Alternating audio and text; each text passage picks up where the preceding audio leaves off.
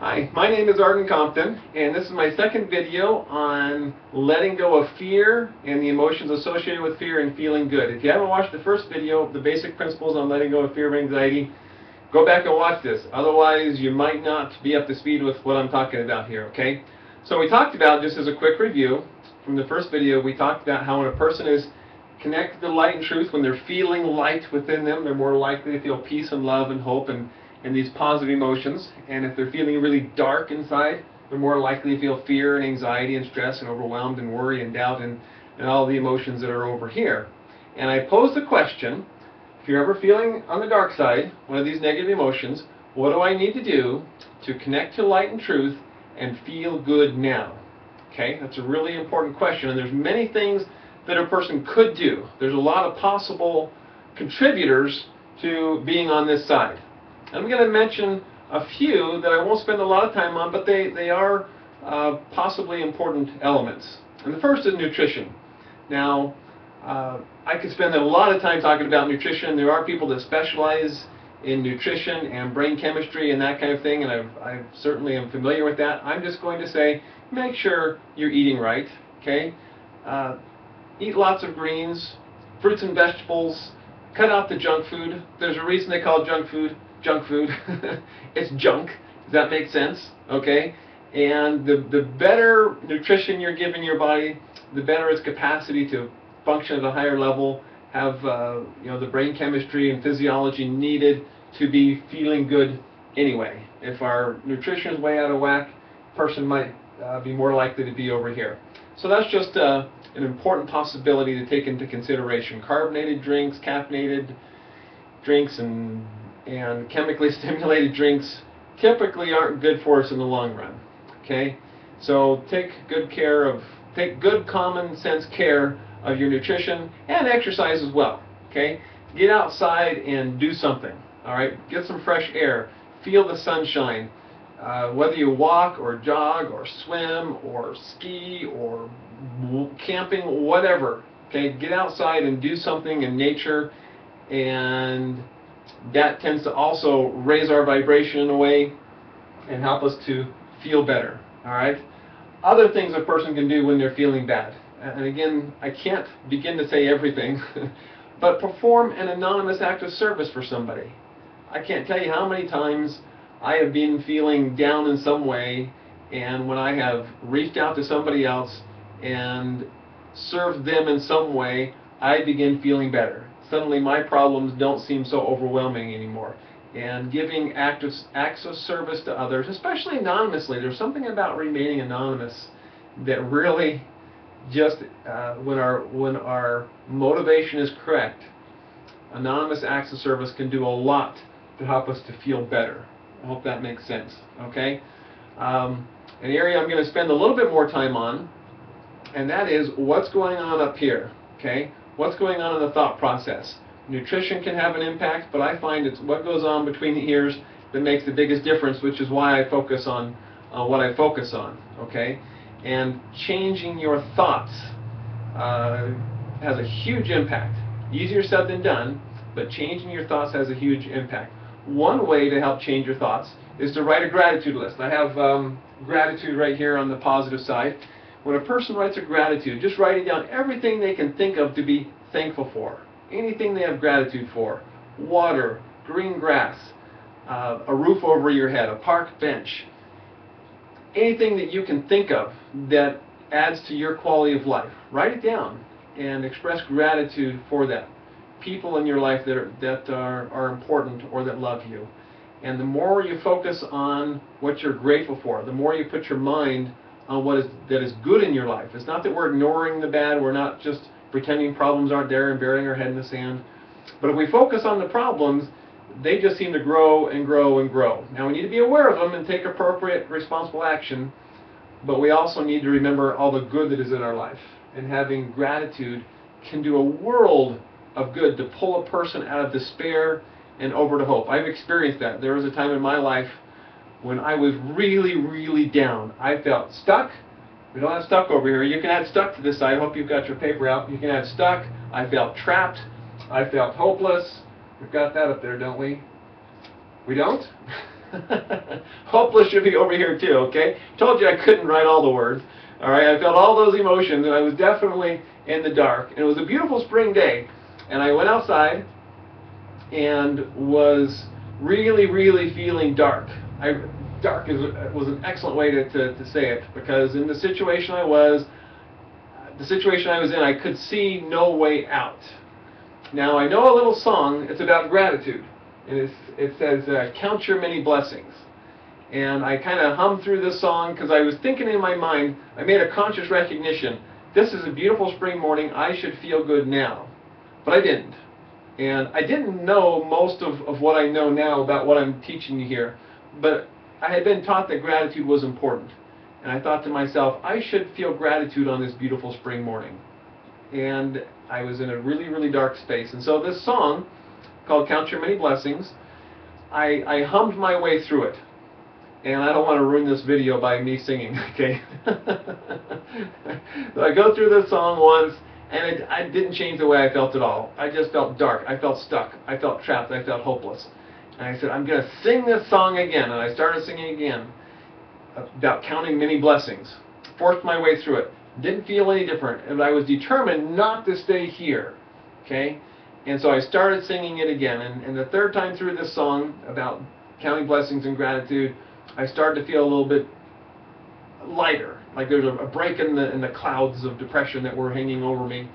And I sang it a fourth time and started to feel even better. And the fifth time, I could actually sing the song with some zeal, with some emotion, and I started to feel hope again. Okay, there was no change in my circumstances yet, but just connecting to gratitude, it created a bridge from despair, stuck, hopeless, over to feeling good again. And I just had hope that somehow things were going to be okay. And they were okay. In this case, it was actually 2 years before my circumstances changed. But I had hope that things were going to turn out okay. And they did. And so finding a way to feel gratitude can do a world. Gratitude is a powerful antidote to the dark side, okay? If you're feeling the dark side, find a way to connect to gratitude, because you cannot feel grateful and the dark emotions at the same time.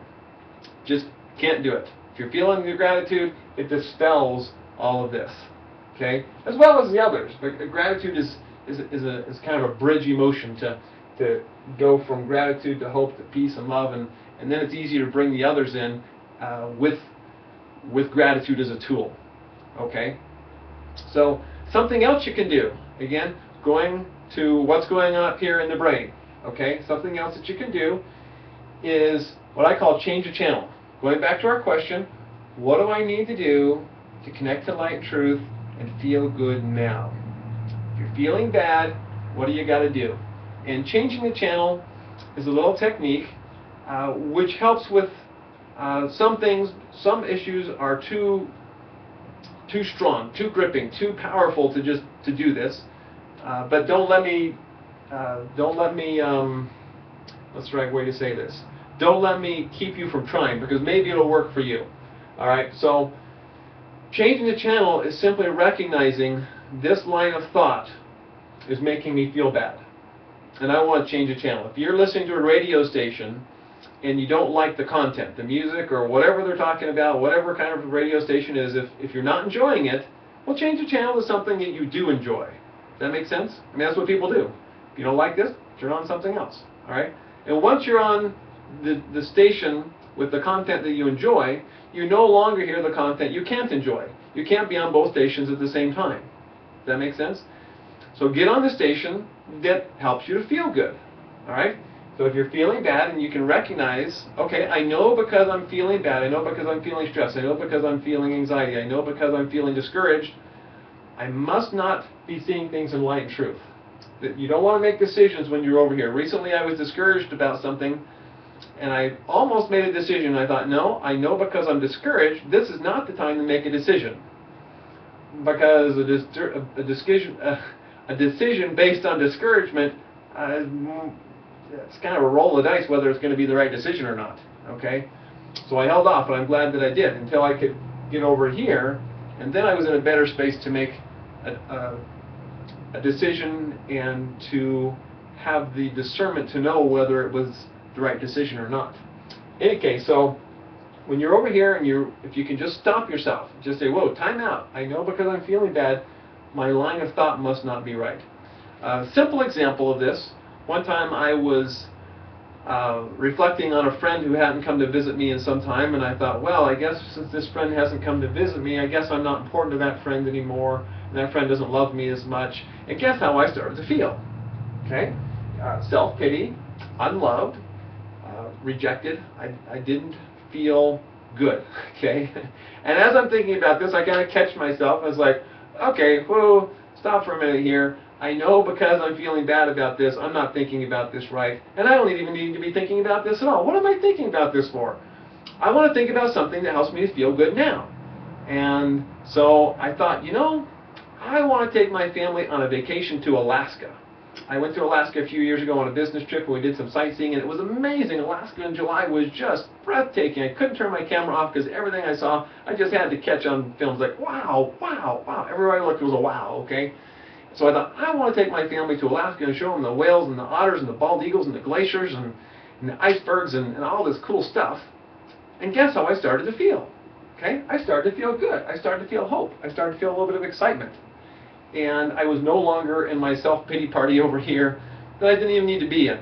Okay? Now, again, this is a simple example. Some issues are more gripping than that.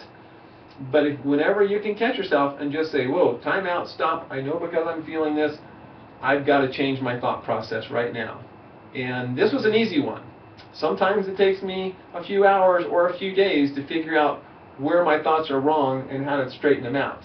Okay? But it is possible, and it's worth figuring out. Otherwise, you just stay over here, and you don't ever know why, and you're just bummed out all the time, and in a bad mood, and nobody wants to be around you. You don't want to be around anybody, and that's no way to live. That's an unhappy way to live. So it's worth it to take time to figure out. There's another element to this that's really important, about our thoughts and the way that our mind works. And again, some issues are so gripping that we just can't seem to let go of what we're afraid will happen. Or we can't let go of the hurt or the anger from what a person did in the past. Okay? And no matter how much you may talk about it and say, okay, I forgive the person, or yeah, I know I should let it go, you don't let it go. And it's just really, really gripping. And there's where there's a tool that I use called the Emotional Freedom Techniques, or EFT. And I'm going to do some other videos on that, but just know there's a tool, and watch for the videos on that, because sometimes when just talking to yourself and trying to change your thoughts doesn't work, throw in this other tool, and amazing results can happen. And as this tool is used properly and effectively, even the most gripping of fears, the most gripping of bothersome memories can be turned off literally in just a few minutes, and what used to plague you incessantly can become a non-issue, and you can begin feeling light and hope again. Okay, well, I think that's all I'm going to do on this video. Stay tuned for other videos on how to use the EFT process. I'm also going to do another video on how the fight or flight response in our survival system keeps us stuck over here sometimes as well. Okay, so look forward to sharing those ideas with you in future videos, and God bless you in all that you do. Thank you.